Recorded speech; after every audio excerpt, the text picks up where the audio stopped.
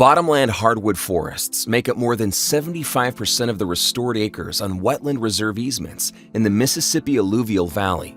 Therefore, management of timber stands is a critical consideration in meeting wildlife habitat objectives on your easement.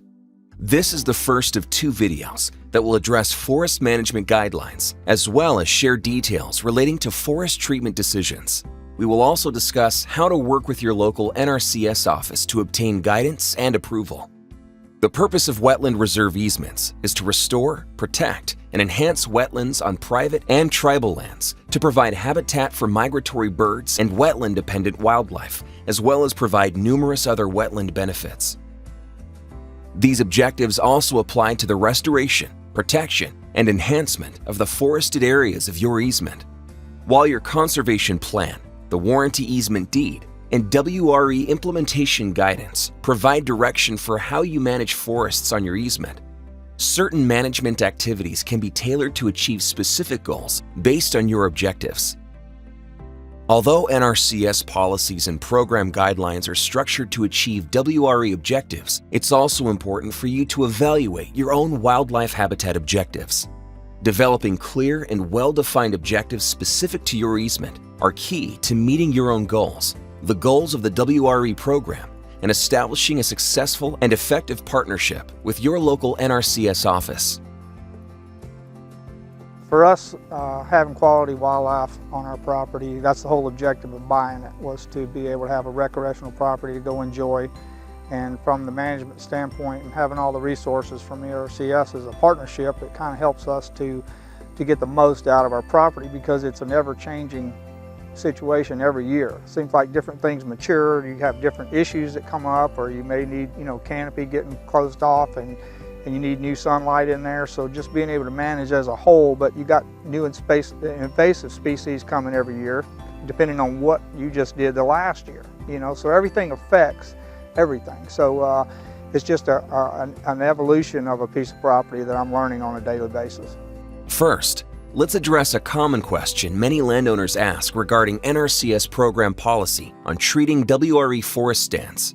NRCS policy does allow for authorized timber treatments on easements if it is necessary to accomplish habitat management objectives. This includes commercial sale of the harvested timber. However, NRCS approval to allow a timber harvest on an easement is not based on a landowner's revenue-generating interests. Approval is solely based on the need and level of forest treatment necessary to meet program habitat goals. In most cases, the approved treatment will include 1 or more types of forest thinning. If forest management is warranted and authorized, NRCS will guide you in choosing the most effective means of accomplishing the treatment. Well, obviously our piece of property, again, was an existing easement and hadn't been managed in several years. So it was closing the canopy, and so we needed to go in and do some thinning. So we contacted NRCS to be able to get us an easement, obviously, to go in and plus learn about it. We wasn't sure. We knew what we wanted was thicker, bedding areas for our deer and more browse.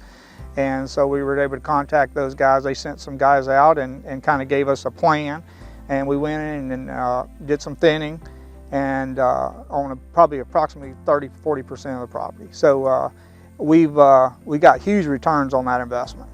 We went in and did just like every 3rd or 4th row, I think, and we were able to get some great browse, and we've kind of went back to them again. This is our 5th year, and wanting to get that management plan on more of the property. The most common forest types on wetland reserve easements in the Mississippi Alluvial Valley are restored bottomland hardwood plantations.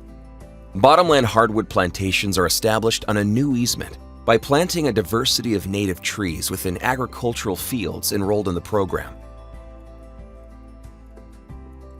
So we're in a 6-year-old bottomland hardwood plantation on a WRP.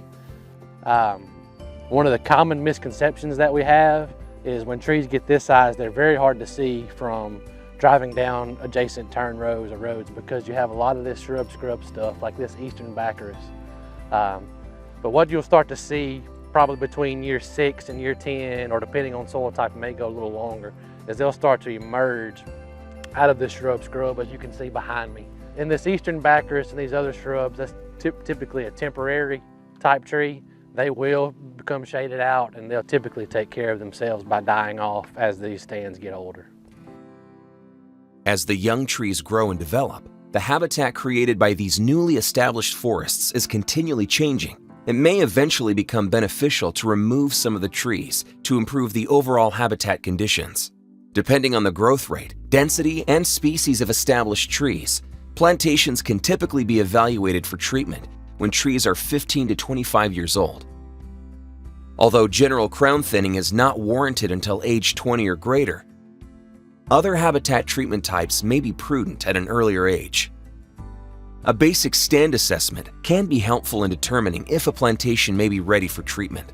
A landowner guide has been developed by the NRCS and partners to assist with conducting an initial stand evaluation.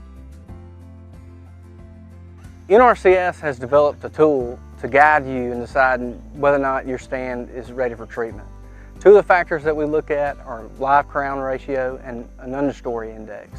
And these are just two basic indicators that we're using to decide whether or not something's eligible to be treated. So one thing you might see in this stand is that there's very, very little understory. This stand would score extremely low on that understory index. In a lot of these trees, their crowns are getting smaller as a result of competition, and that's generally a pretty good indicator that it's time to start thinking about thinning. A copy of the brochure can be downloaded from this address. You can also request a copy of the landowner guide from your local NRCS office.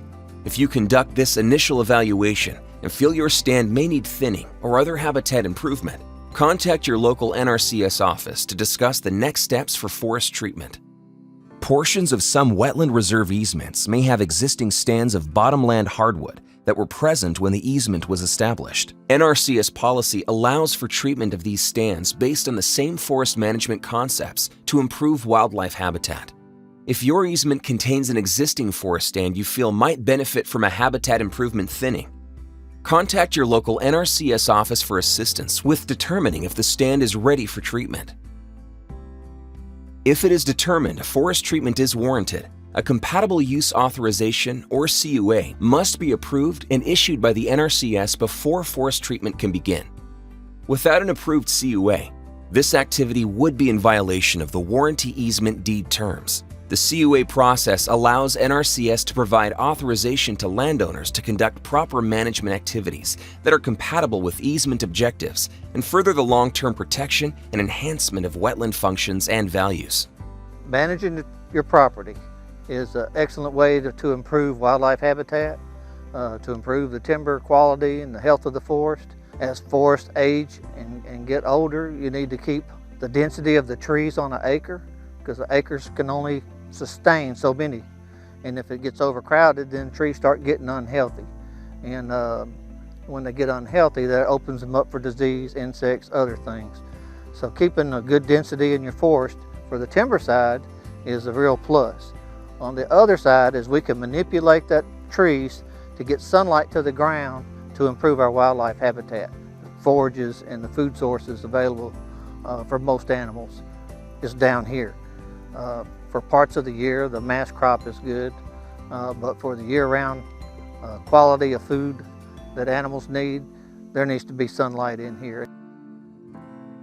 So once you have a wetland reserve easement, you'll have the terms of the easement, and in that warranty easement deed, there are a lot of activities that are prohibited, and that's the reason that we have the process, the flexibility within the program to authorize and issue a compatible use authorization. So even though a lot of the activities that you may want to do are prohibited in the deed, the compatible use authorization gives you the authority to conduct those activities.